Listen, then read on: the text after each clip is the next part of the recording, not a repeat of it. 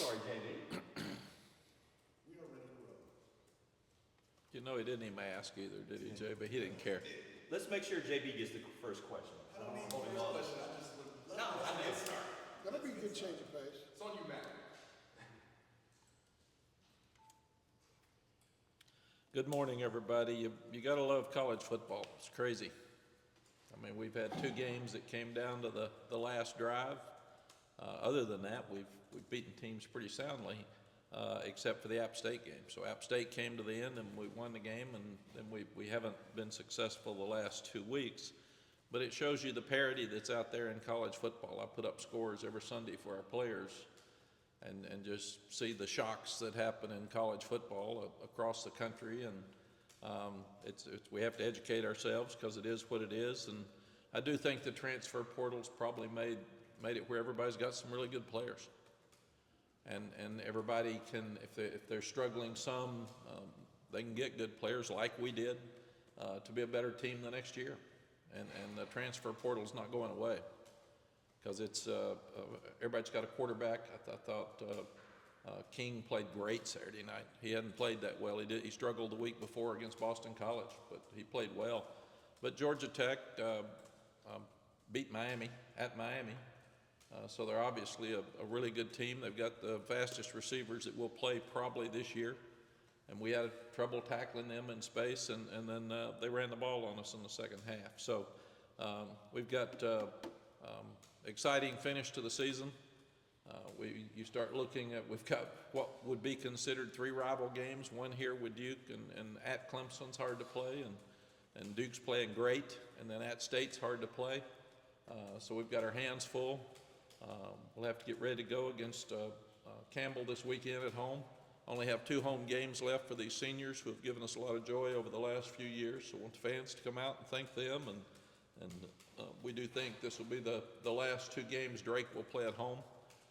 And he played great Saturday night. So we're sitting here at 6-2, and we're probably 2 drives away from being a top 10 team. And that's how close we are to being a great team. And we'll talk a little bit about it. We had a really good start. And last week against Virginia we didn't, so that was one of the keys. And we had a great first quarter. Continued to do the same the second quarter offensively, and then gave up too many big pass plays in the second quarter defensively. Came back out the third quarter, maybe the best third quarter we've played. Offensively, we only scored 7 points, but we kept the ball all but 1 minute. Defense intercepted a pass on the first drive after a block punt for us that saved us, and then defense had a 3-and-out. And so you're going into the fourth quarter with an 11-point lead.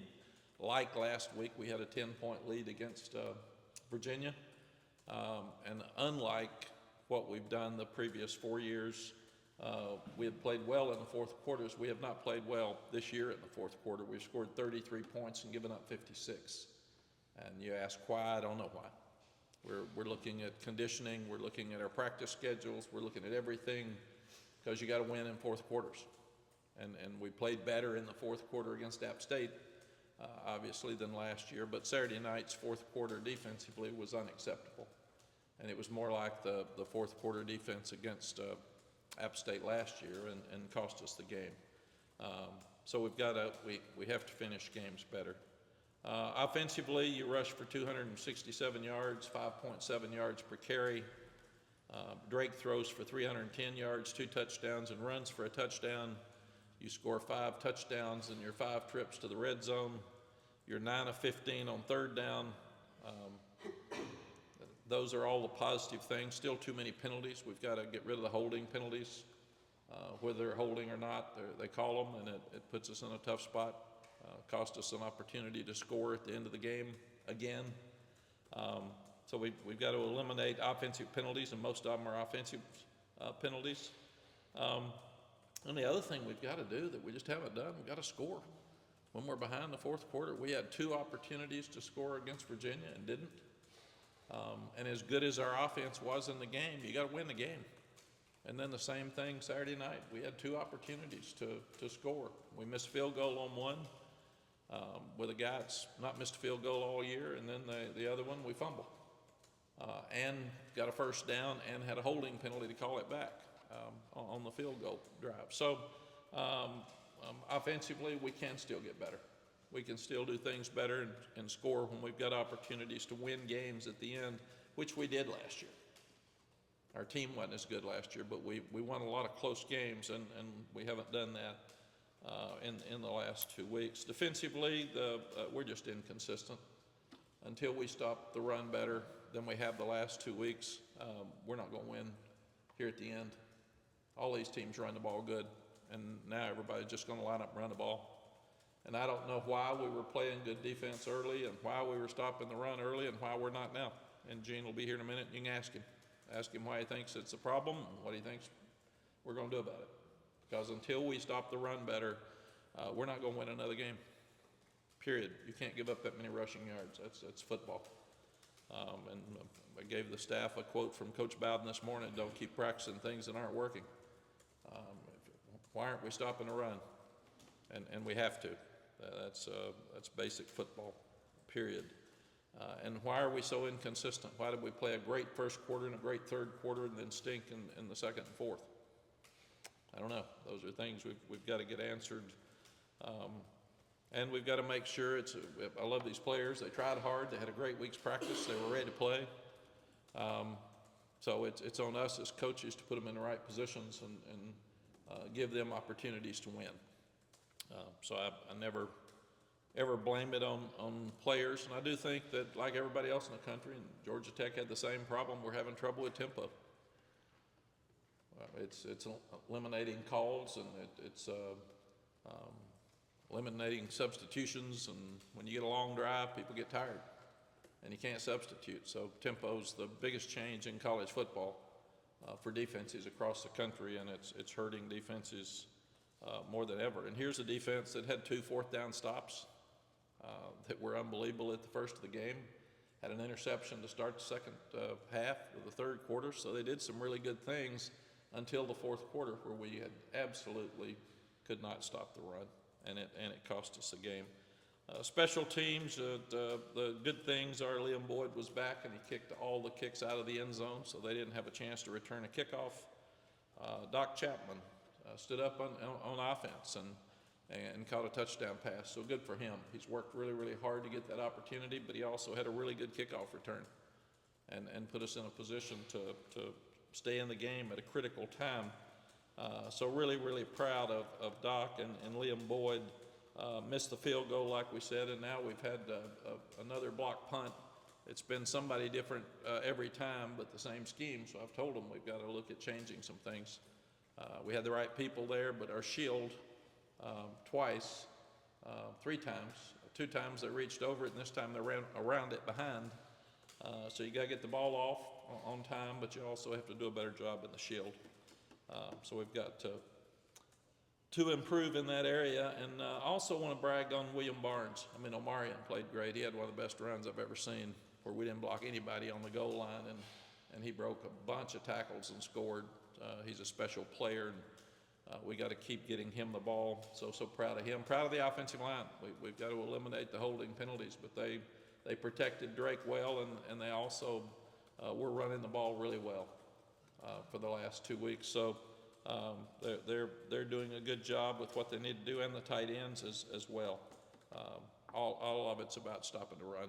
We got to stop the run to get better, and that's been a problem around here for 5 years. And like I said, we improved in that area against some really good running teams. Miami ran the ball really well, but we haven't done well with it since the Miami game. Campbell is Military Appreciation Week, and glad we'll be back home after fall break for all of our fans to pull for our team the last 2 weeks. Mike Minter's the coach, and he was a great player for the Panthers, and I remember him as an outstanding safety at Nebraska. And he's done a tremendous job there. He's been there 10 years. He's taken a lot of transfers, and that's what's happened now with whoever you play. You're seeing new players show up. But they got guys starting from FSU, LSU that we recruited. Their nose tackles from Illinois, an offensive tackle or guard from UCLA, offensive tackle starting from Wake Forest. They got guys from NC State. They've got transfers all over the place, and that changes the dynamic. Their best players are quarterback Haj Malik Williams, 37 career starts, all-time passer in yards and touchdowns in their school history. He's completing 74% of his passes, which is second in the FCS, so he's done a really good job. But if I'm them, I come in and try to run the ball, because until we stop that, like I said, we're not going to win another game. Questions? Mack, you mentioned how the transfer portal has equalized a lot in college football. You guys have players from FCS schools like Elijah Huzzy. Do you feel like this is probably the best FCS has been since, or former Division I AA has been that you've seen in college football? Yeah, I think so. Everybody's just trading players, and everybody's getting good players, and you've got to give Mike so much credit for getting those transfers. As he get a lineman from UCLA, and I can understand NC State and Wake Forest. Linebacker from LSU was very highly recruited. We recruited, and he wouldn't visit. And then George Wilson was a great defensive end from Virginia Beach, and he went to Florida State, and he's their best pass rusher, or one of their best pass rushers. So they've done a really good job with the transfer portal. Mack, looking at the fourth quarter again, you mentioned tempo. I mean, was it just a case of your defensive line just getting worn down? I feel like their offensive line did a good job as the game went on, especially the game. Yeah, I think so. Gene will address all that, Chip, here in a minute. But, I mean, you can't get them off the field, and they blocked us, and we didn't respond very well. So that was very, very disappointing. I do want to brag on Ced Gray. It's his birthday today, and he's one of the best kids I've ever seen, and one of the best leaders I've ever seen, and he'll help us get it straightened out. Is there a trigger point is there a moment maybe where you sense that some of this stuff that was working defensively earlier, just for lack of a better term, kind of fell over a cliff? I wouldn't say it fell. I'm trying to find a good way to say it. Yeah, the good way to say it is we were playing great defense before the Virginia game, and we have played very poor defense the last 2 weeks. So if falling off the cliff's a better term for you to be dramatic, that's... Well, I don't know if it's my term so much. I was just trying to find a way to... Yeah, here's what... It's been pretty dramatic. Yeah, here's what you don't hear. We played great defense the first quarter. Why? We didn't fall off the cliff the first quarter. We played maybe the best defense we've played in a long time in the third quarter. Didn't fall off the cliff the third quarter. So you all want it to be drastic. The fourth quarter, we were absolutely awful, as bad as we've been since we've been here. So to me, you look at what's good about first and third quarter, and you try to figure out, like Chip said, what happened. Second, they threw it. Fourth, they ran it. And why? And part of that's offensively. We didn't play as well on offense in the fourth quarter, so we were 0-3 on third downs. So if we stay on the field offensively, and that's why this stuff gets pretty complicated. It's not as simple as everybody wants it to be. This much stunt. No, it's a team game, and we start talking about complementary football. When you can't move the ball, you leave your defense out there too long, they're going to get tired. Staying on that, you mentioned going back to even after Pittsburgh when you had to settle for field goals, Syracuse had to settle for field goals late. You kind of solved some of these issues before they led to losses. What has been the problem not being able to score touchdowns in the fourth quarter? I think the other night was the first one since Minnesota. Yeah, I don't know. Some of it, we've been slowing the game down. We were ahead in most of those games, so that's most of it. And that's skews those numbers some. Saturday night, we didn't score much, and they scored a bunch, and that's a problem. Mack, as you've gone back and looked at it, it looked like, at least their Saturday night to some of our untrained eyes, it looked like Georgia Tech threw it on you pretty well in the first half, and you adjusted maybe and got in the nickel in the second half, and then stayed in the nickel when they were running it all over you. I mean, that seemed like one of the failures. That's what Gene will be here to answer. Did you all see that when you went back and looked at it? That's what Gene will be here to answer. That's why we have our coordinators come for 30 minutes. Is there anything that you can share as far as the conversations that you've had with Gene since the Georgia Tech game or over the past 2 weeks with the defensive struggles? They're what you'd figure. I mean, they're not good. And the confusing thing is when you lose, everybody's negative about everything. That's just my 47 years in this business. When you win, people don't even talk about the negative things that happen because they're so excited about winning. They let a lot of stuff slide. So my job is to make sure I look at what the problems are and how to fix them. I look at what we do well and see how we can improve those. Everybody is griping about the defense, and they should. Part of that's the offensive problem in the fourth quarter. We didn't move the ball. Nobody's talking about that. That's facts. So I have to look at everything. So I've had the same conversations with the offense in a different way about, man, you were ahead and you didn't finish. As we do the defense, about till you start stopping the run and tackling people. I would rather them, Virginia threw for 495 yards around here 3 or 4 years ago and rushed for 21, and we won the game 59-38 or something. You can't let people run the ball and you win games. I'd rather them throw for a bunch than run. But if they can run it, they can do both. And Georgia Tech did a good job. I asked you the other night how you were going to patch things together the next day, meaning yesterday. So what was yesterday like, and how did you approach it? I approached with the team exactly what I say to you. I told them we're 2 drives away from being a top 5 team. That's how close we are. And at the same time, we were god-awful in the fourth quarter on both sides of the ball. You can't give up that many rushing yards, but also stay on the field offensively. And don't point fingers, because all of us are at fault. And I said, love you guys. You practiced hard. You were ready to play. I didn't think we matched Virginia's intensity. We matched Georgia Tech's intensity. They were ready to go. I love them. A lot of people would love to be 6-2. I put up all the comparable teams across the country. I said, you've got the 13th toughest schedule in the country. You're tired. You're beat up, like everybody else is in college football. You got a chance to finish strong against really good teams. So get your head up, and they remember November. You didn't play well in November last year. So you got a chance to get your fans back. You got a chance to be real positive. But we got to be honest with each other and fix the things that are wrong. Going off of that a little bit, kind of at this point in the season, going from obviously top 10, being out in the rankings, kind of falling down the ACC race as well. I know, every week players play to win, but how do you kind of keep guys engaged, kind of at this point in the season with things going the way they are? Yeah, 6-2 is one of the best seasons we've ever had around here at this point. If it's like last year, it's the way you present it. Starting 6-0, 2 losses is discouraging. If you'd started 0-2 and won 6 in a row, everybody'd be pumped. And a lot of people would swap with us right now. So I don't get into, this is good, this is bad, this is an awful season, this is a great season. You do that at the end of the year, and we just got to keep playing. And then kind of being out of the rankings, not to harp on it too much, but does that take this is a weird way of putting it, but is there a positive to that? Does it take like a shine or a pressure away from kind of you guys as you go week to week? No, absolutely not. You'd always want to be ranked number 1 in the country. That's the pressure you want, so that's who we want to be. We got to fight to get back in the rankings, and like I said, they're not important till the end. We earned the 10th ranking, and we've lost that opportunity the last 2 weeks. So, and you got to win close games to have great seasons anymore.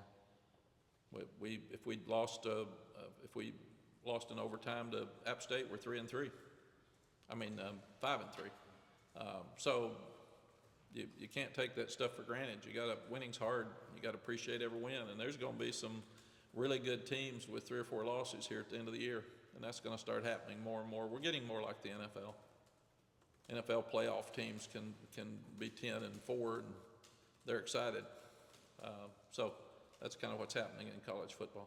Mack, sort of along the lines of what Jeremiah is asking you, I was thinking about it this is an older group of guys, by and large, that had very ambitious goals for this season.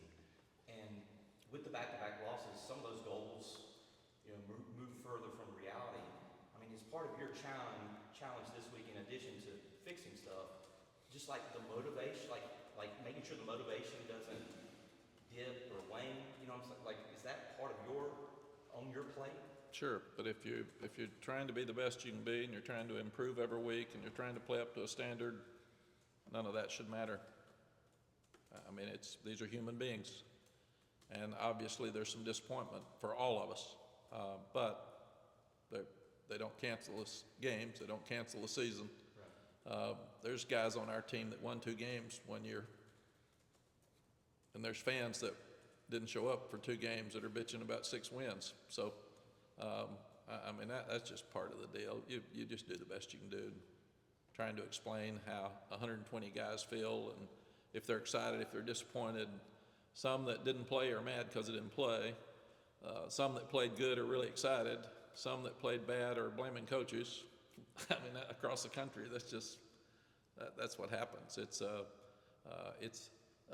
huge span of emotions when you start looking at a football team, and you just have to kind of balance it all out and do the best you can do and try to get ready to not only beat Campbell but get better this week, because you got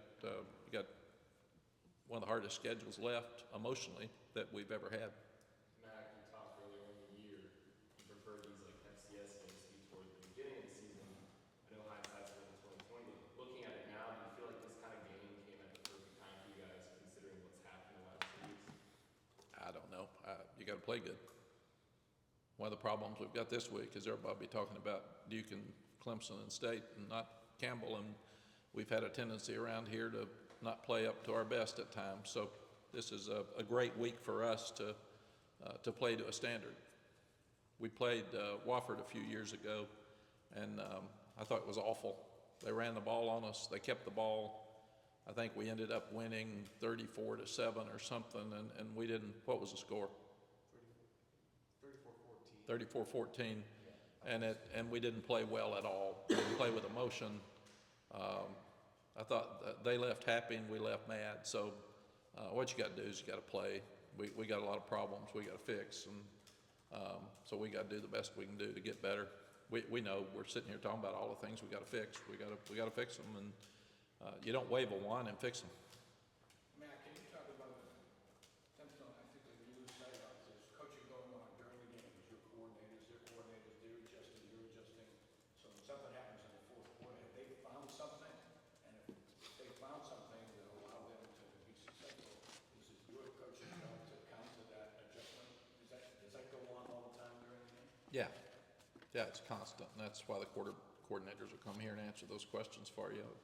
I hear it all. I talk to them. I give suggestions, but I think that especially defensively, we've adjusted so well all year, and we obviously didn't get it done in the fourth quarter Saturday night. We adjusted well in the third quarter, but we just didn't get things done like we needed to. So that's. Were people in the wrong position, or was it fatigue that you could see at this point? Gene will be here in just a minute. That's his job, is to tell you. We've gone over all this together. We've talked about it for hours. If we want the coordinators to keep coming down, I don't need to tell you what they're going to say. Seth Granger must be experienced player based on defense. I think he said after the game, he felt like we didn't know what we were doing defensively as a head coach. How do you take those kind of comments in terms of dealing with the staff and making sure that doesn't happen? Yeah, I don't listen to anybody after a game because I'm so spent and disappointed, and especially a 21-year-old that's so disappointed. They're going to say disappointing things for them, and I don't blame them. I felt the same way. Losing's hard, man. Fans think losing's hard. You ought to spend every day of your life trying to prepare to win, and you ought to spend every day lifting weights and every day running to get to where you want and then lose in the last minutes. That's really hard. And then have to come and talk to you all and all of our fans. It's people can't even imagine how hard that is unless they've ever done it.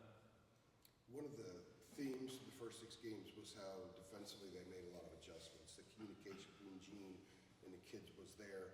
Case in point, the third quarter against Miami. As the head coach, are you a little bit surprised that maybe some of those adjustments haven't occurred in the last 2 games defensively?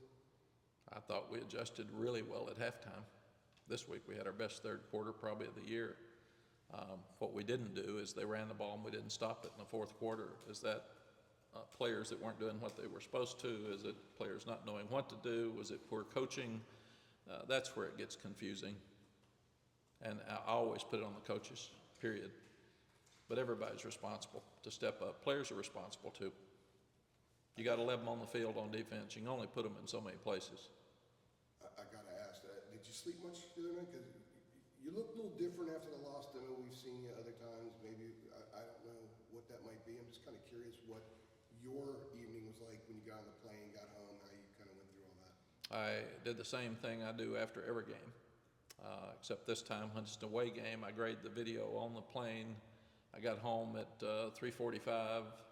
I sat up and watched it till probably 9 again. Try to get an hour or two sleep, and then come over here and start answering all the questions you all are asking me.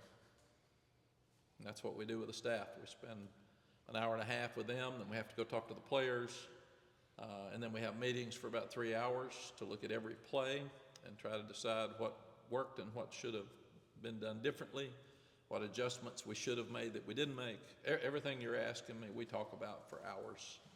And then why didn't we make them? Why were we behind? Why didn't we do a better job coaching? Why didn't we score in the fourth quarter more? Why didn't we score on the last 2 drives in the Virginia game and the Georgia Tech game when we've done that around here? And we got a great offense, so why aren't we scoring at the end? I understand if it's a 4-minute offense. We haven't done that very well, but these weren't. These were behind where we should have come up and caught. Everybody's talking about defense. Offense is at fault too. I mean, it's there, and I have to look at everything. I can't just look at one side. But we were on the field too much. We didn't get stops. They ran the ball way too well. Maybe the best I've ever seen somebody run the ball against us in a quarter, and that's unacceptable and awful. Should we have adjusted better? Yes. Should we have tackled better? Yes. Should we have been in gaps better? Yes. It's awful. So everybody's responsible. Mack, I remember you telling us, with Sam, you felt like it would be his last year, as it was his last year, and you felt like the home day games coming down the stretch would be his final home games, and you're saying the same thing with Drake. Like, when you have a quarterback like this, which you've had 2 times now, when you get to this part of the year, do you talk to them about, hey, these are probably your final games in a UNC uniform? Do you go, speak to them about that and, I don't know, try to make sure they're cognizant of it to savor whatever is left or anything like that? Nope. I tell the players, you never know how many games you got left. If you get hurt, you may not have any games left. So I tell them, you better get ready to play every week, and you better enjoy the moment every week. I've never done that well. You ask me how I look and feel after a game, I feel like I've let everybody down. I'm miserable after a loss. I'm usually mad after wins because I'm thinking about all the things that we could have done better that could have gotten us to lose. But that's my personality. I mean, I got that. So I'm never happy after games normally because I'm trying to figure out, I need to get to a video to see what I thought happened and what really happened, because sometimes you miss it. And that's why I quit talking about how a player played, because I want to see it. If you see a bad play, you may think a player played a bad game. He might have played a great game and had 2 bad plays, and they were obvious, and that really hurt us. But you shouldn't talk about his efforts. You can talk about his execution on those 2 plays. This is really important to me. So I'm spent after the game anyway. If we lose, I'm crushed. I'm absolutely crushed. But do I have to pick everybody up and go back to work? Yeah, they're all looking at me. So if I walk in like the large majority of people after losses and say, this stinks, we're awful, coaches were bad, you guys were bad, this was terrible, we're going to lose the rest of the games, everybody looks at me and says, well, he's through, man, we're out of here. So I got to pick them up. In my job, Coach Dooley, Vince Dooley, told me this when he was retiring, playing Michigan State in the Gator Bowl. I asked him what you have to do to be a great young head coach, and he said, you have to take negatives and turn them into positives. You got 120 people, you're responsible for a fan base, you're responsible for media, you're responsible to an administration, you're responsible to all the high school coaches, all the parents. So you have a load, man, and you're gonna have really bad stuff happen every day. And if you don't take those negatives and turn them into positives, you will never make it as a head coach. And that's my job. Are there negatives in this game? Yeah, some of you all didn't notice. I see them all. Do I have to take the negatives and turn them into positives? Yes. Are those very hard conversations? Yes. Very direct and very hard. Uncomfortable? It doesn't matter. I don't care about who I make mad. It's not part of my job descriptions to keep everybody happy. And when you lose, you're not going to be happy. But do I have to get upbeat and positive and take a bunch of 18 to 21-year-olds and get them back and headed in the right direction and get them excited about playing this weekend? Absolutely. That's my job. I can't sit around and bitch all week about stuff that people are griping about. I got to fix things, be positive, and move forward. And that's my job. And that's one thing I'm good at, and that's one thing I like.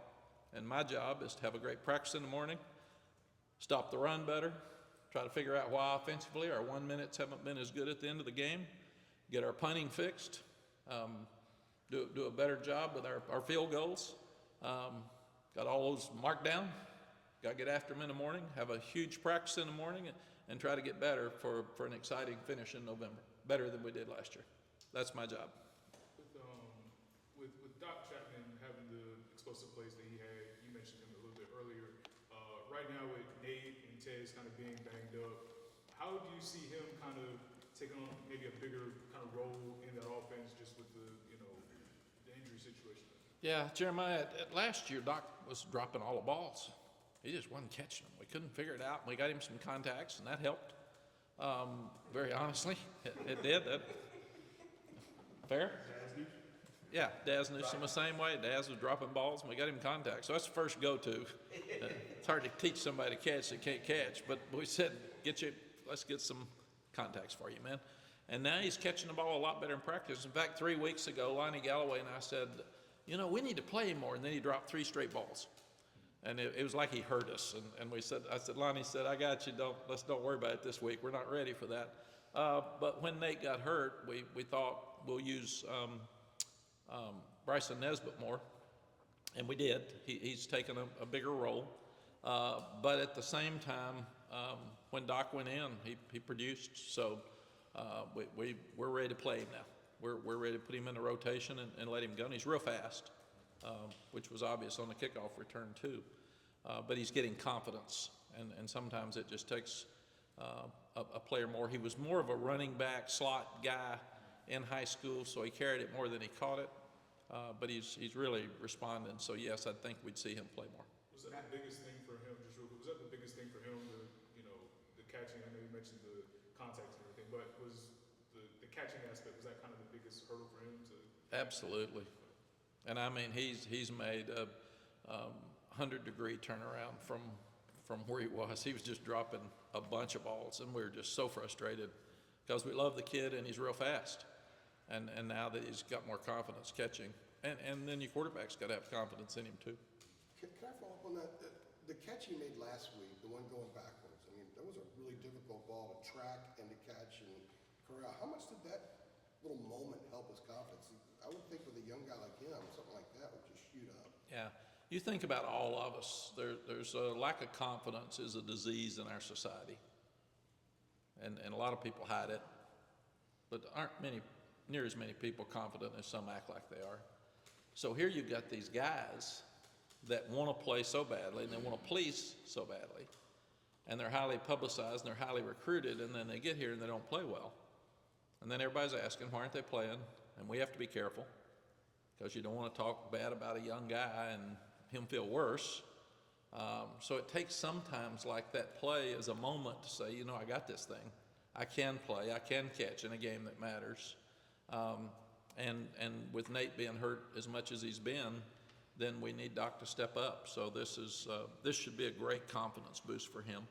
And then you've got to make sure that you don't get comfortable and go back and not have the same concentration. So everything we do is to try to make somebody better and keep them going this way. And that's what we've got to make sure we get done this week. Mack, when Tez took that big hit late in the game, obviously we know he's okay now, but you see him go off like that after staying down for a while. Because the game wasn't over at that point, so how hard was it to mentally detach yourself from that situation and go back to a live game? Well, I can do it because I go to every hurt player if they lay there very long, because I want to make sure they're okay, and normally they'll talk to me. So if they're not talking to the doctors or the trainers, I'm around them more than the doctors or trainers. So when I got to Tez and I said, "Are you okay?" his eyes opened and he said yes. And they moved his feet and they moved his hands. So from a, quote, parent, father figure, I know he's okay. I don't know if there's something hurt internally, but I know he's not paralyzed. I know he can move. I know he's talking, so I'm good. I know he's not going to play anymore in the game. But my deal then is to try to show our players and if families watching that he's okay without making a big to-do about it. So I told the players, we're good. We're good. Go back and get ready to go. And then smartly, they kept him in the hospital just to make sure that everything was okay, because it was a tough hit. Mac, yeah, I was actually going to ask you about Tez. Like, so when he gets back here yesterday, obviously, like I know you went to check on him at some point between then and now. Like, what have your interactions been like? How does he seem? Like, what did you tell him? Just what was it like when you saw him for the first time once he got back here? I did not see him yesterday because he didn't sleep at all. He was up all night in the hospital. So when he got back on the plane, we sent him to his place to sleep. Made sure the trainers and doctors checked him out. So I haven't seen him yet because Lonnie said he's exhausted. And I said, tell him to go to bed and we'll see him tomorrow. So we'll see him today. And Lonnie's talked to him and we took him dinner so he wouldn't have to get out. In fact, Gavin Blackwell's his roommate. He took him his dinner because I said, let's make sure who's got Tez taken care of, and Gavin says, I got it. So Amber Reinstein, our nutritionist, figured out what he needed to be eating, made him a good plate, and Gavin took it to him. So, and everybody's checking on him. As soon as we heard, I heard from Jeremy after the game he was okay, but going to the hospital. When I talked to you all, I didn't know he was going to the hospital. Even then, and that's what I learned with Octavius Barnes in the CarQuest Bowl. He had an awful knee injury, and the TV reporter came over and interviewed him on the sideline, and he was crying, and he or the doctor, somebody said he's through. He's ruined his knee, and it really upset his family because they weren't there and they couldn't take care of him. And at that point, I said, we will never, ever talk about an injury again until we have all family members caught up to date on exactly what happened before we tell you guys. And that's, we don't let, we take them in immediately if somebody's hurt bad, and we do not let TV cameras get around them on the sideline, because that's not fair to parents to see their son sitting there. And he was just told that he's out for the year. Or the next year possibly, and here he is a pro prospect. That's why we're very, very cautious with someone afterwards. I tell them not to tell me during the game. All they tell me, because I'm emotional and I don't want to be told a guy's out for the year, and they may not know for sure. Sometimes doctors are human and they'll tell you it looks bad, he's out for the year, I think, and then he's not. So I said, all I want to know and all I want our players and coaches to know is he out for the rest of the game. That's all we ask, and that's what they tell us, so we'll know that he's not available for the rest of the game. And one of the things that hurts you, you see 12 on the field or 10 on the field sometimes in special teams. It's because a young one will get hurt, and then he has to go to the trainers and doctors. So Brian Hess is responsible for telling every coach that he's involved with, special teams and the regular position, that he's out and unavailable. And then sometimes they'll say, okay, he's ready to go back in, and all the information in time doesn't get to the right coach, and he goes back in, and nobody's told his replacement that he's out, and that's how you get 12 on the field right quick. Was Tez's parents at the game? I don't think so. I'll talk to you after. Yeah, You try to communicate with them quickly and let them know. absolutely. Yes, we called immediately to, I think we talked to Dad, maybe high school coach immediately. You've got to figure out who you can find. Right. And we try to keep contacts on everybody. So, but that's really important for us. And that's the management of the game. And then, as Michael said, then I got to go back. After I know he's okay, I got to go back and try to get back in the game and try to figure out how to win the game. And what do you do without him in there? And it's just a fumble. So then we got We got our timeouts left, but we got to stop them. We hadn't stopped the run, so what do we do to stop them? And then how much time we're going to have left? And we'll have to have 1 minute offense because we're going to be out of timeouts regardless. When can they take a knee? All those things are going through your mind, and at the end of the game, trying to figure out how you can make something happen. Mack, years ago when he was getting into coaching, it seemed like Mike Minner was like really adamant about it, and he's transitioning from playing to what he's doing now. I mean, he was all over the place politicking for jobs. I was just wondering if and maybe not, if he approached you at all with any advice or to help him get started or anything like that. No, I don't know Mike, and I was here when he was at Nebraska, so I never coached against him as a player because I looked it up. He went to the Panthers, I think, in 97, 98, something, or maybe he finished at Nebraska, and he was had a great career with the Panthers. And then I think he coached at Liberty and Smith before he went to Campbell, but he's done a really good job at Campbell. All right, guys. Thank you, Coach. Thank you. Appreciate it.